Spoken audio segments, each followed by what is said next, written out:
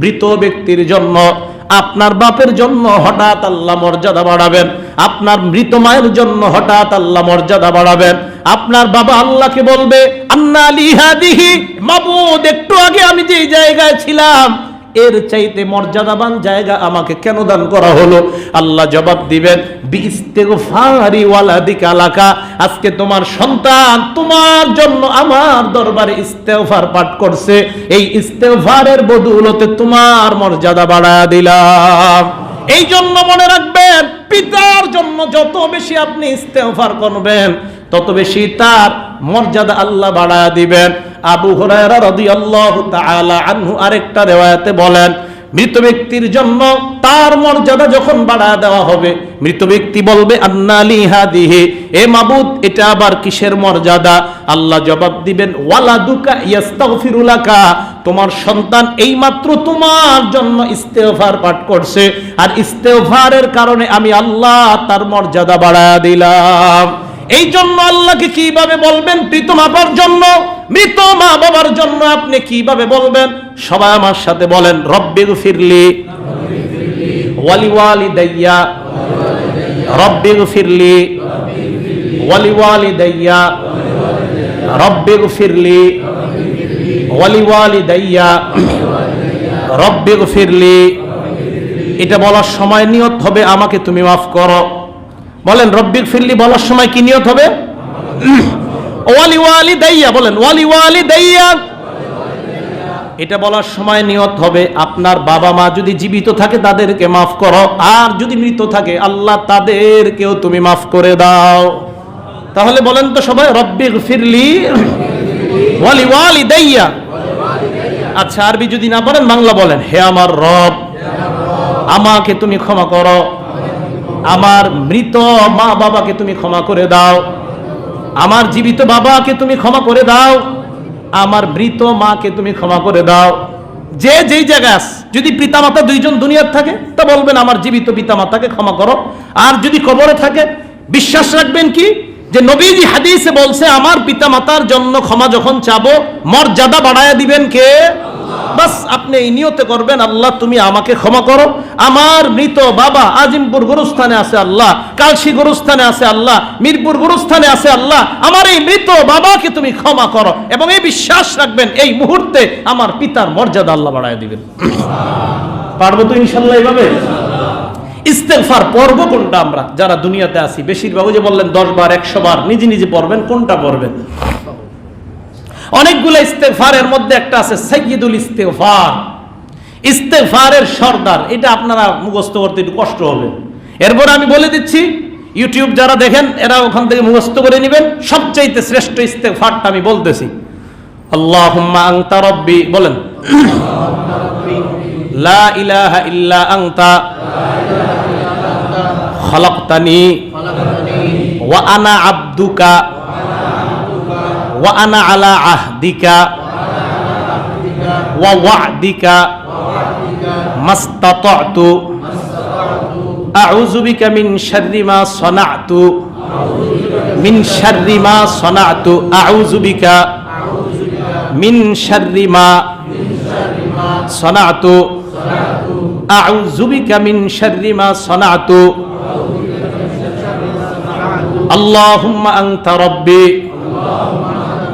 লা ইলাহা ইল্লা আনতা খালাকতানি ওয়া আনা আবদুকা ওয়া আনা আলা আহদিকা ওয়া ওয়া'দিকা মাসতাতা'তু আউযু বিকা মিন শাররি মা সানা'তু আবু বিনি'মাতিকা আলাইয়া।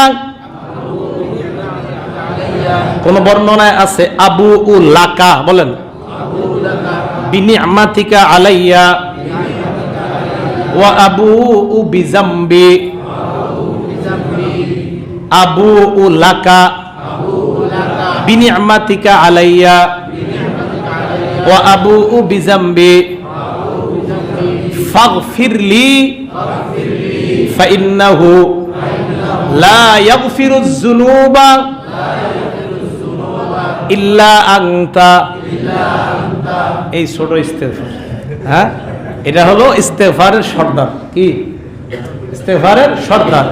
এটা যদি বাড়ান তবে আল্লাহুম্মা আনতা রাব্বি লা ইলাহা ইল্লা আনতা খালাকতানি ওয়া আনা আবদুকা ওয়া আনা আলা আহদিকা ওয়া ওয়া'দিকা মাসতাতা'তু আউযু বিকা মিন শাররি মা সানা'তু আবুউ বিনি'মাতিকা আলাইয়া অথবা আবুউ লাকা বিনি'মাতিকা আলাইয়া ওয়া আবুউ বিযামবি ফাগফিরলি ফাইন্নাহু লা ইয়াগফিরুয যুনুবা ইল্লা আনতা।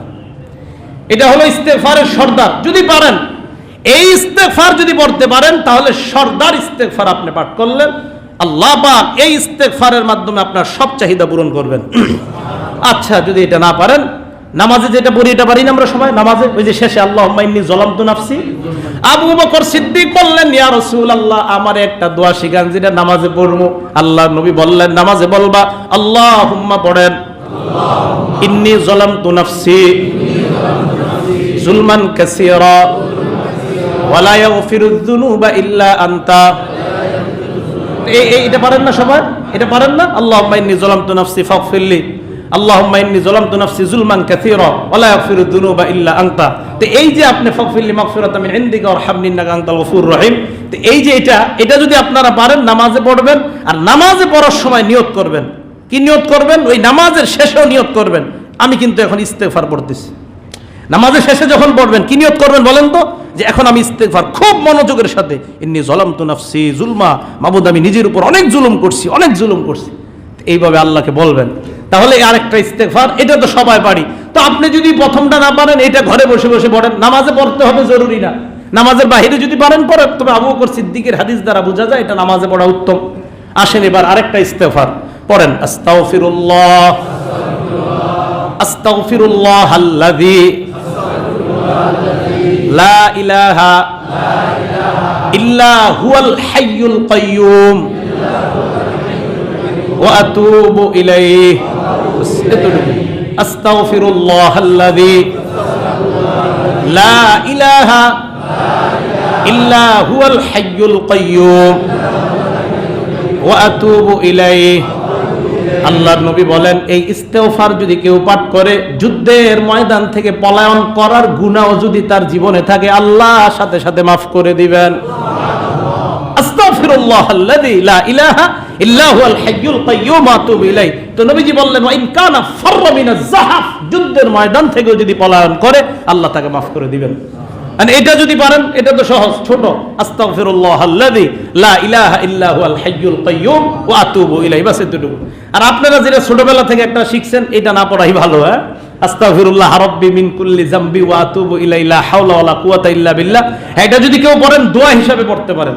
এটা অনুবাদ সুন্দর, আস্তাগফিরুল্লাহ রাব্বি, আমি আমার রবের কাছে ইস্তেগফার পাঠ করতেছি, মিন কুল্লি যামবিন, সমস্ত গুনাহ থেকে, ওয়া আতুবু ইলাইহি, তার কাছে তওবা পাঠ করি। এটা আপনি বলতে পারেন, তবে দোয়া হিসাবে এটা আপনি বলতে পারেন, কিন্তু দোয়া হিসাবে, কিন্তু নবীজির সুন্নাহ হিসাবে এটা বলতে পারেন না, কারণ নবীজি এটা বলেন এই সুন্নাহের মধ্যে। কথা কি বুঝে আসছে? নবীজির সুন্নাহ আস্তাগফিরুল্লাহাল্লাযী লা ইলাহা ইল্লা হুয়াল হাইয়ুল কাইয়্যুম ওয়া আতুবু ইলাইহি। বাস, সবগুলোর পরে বলেন, হুজুর না এত বড় পারবো না, ছোট্ট একটা শিখান যেটা নবীজি পড়ছে, করেন সবাই আস্তাগফিরুল্লাহ, এতটুকু পারবেন তো? বাস, শেষ। এটা হাদিস, এটা সহিহ হাদিস আছে, ইন্নী লা আস্তাগফিরুল্লাহ, আমি আল্লাহর কাছে ইস্তেগফার করি, এটা সহিহ হাদিস।